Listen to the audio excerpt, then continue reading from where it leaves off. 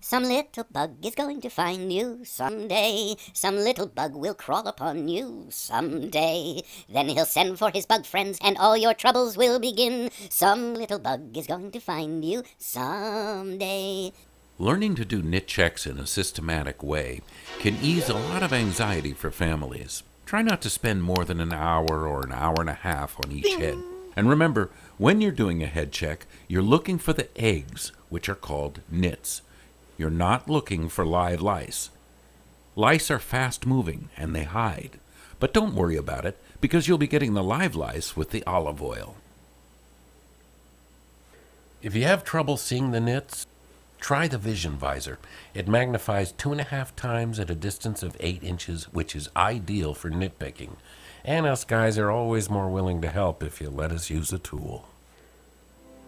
And here's professional nitpicker Mary Ward. First thing I do is part it down the middle, and then I take very thin sections. If it's too thick, I divide it with my finger one more time. And I'm going to look on both sides of the hair, and I'm looking for a little nit that will come like a teardrop that comes away from the scalp. The other thing that's important is if a nit is right there, I can't rub it off. I can't push it off with one finger. I have to literally take the whole knit and take it off the entire piece of hair. Say I only took it off part way, if I pushed my finger again, it wouldn't move. It wouldn't flick off. I have to take it with 2 fingers over the entire piece of hair. A knit could look light, they could look brown, they could look gray. So I'm not really concerned about looking for color, I'm looking for shape. If you want cooperation, I do not recommend TV. If they have TV, they lift their head, they're looking, you're pushing their head down, they're lifting their head, and it's a constant battle instead of using your time to systematically go through the head. I take another section, and again, if it's too thick, just slide your finger through there one more time. Mainly I want to look for things here, but after you've combed, they can be pushed further down the hair, and I want to get it off. Okay, so I'm looking on both sides, all over. And if I found one, like right here, I actually drop this back over here, and I take that little section and isolate it, and I take my fingernails and I pull it. And I have to pull it clear off the entire piece of hair. If I took it this way and stopped here, the knit would still be stuck here. So I have to take it all the way off. And once I remove it, I usually just put it on a piece of paper towel.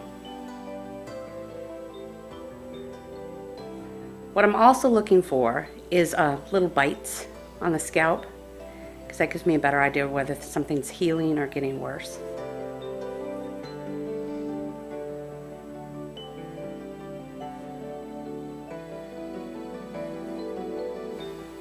And I go around this whole side of the head like that.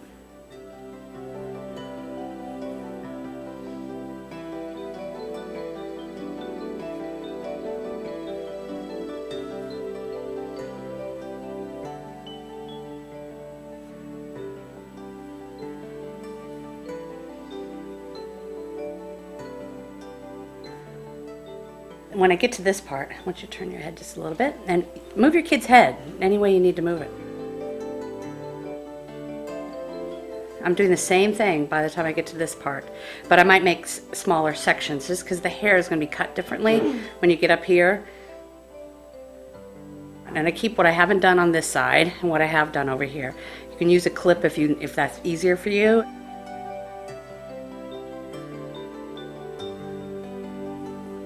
So I would go around till I got to this part. So I'm looking at these tiny, tiny bits of hair. And once I get all the way up to the top here, I start back at the beginning again. But this time, instead of having a part directly down the middle like I did before, so like there, I actually go over quite a bit, like maybe an inch or something. So I'm overlapping. So now when I'm doing it, I'm going to go through here like this.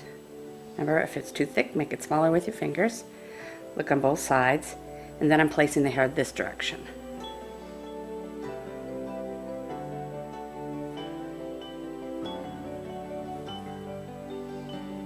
I actually even feel it too with my fingers a little bit. You could feel knit.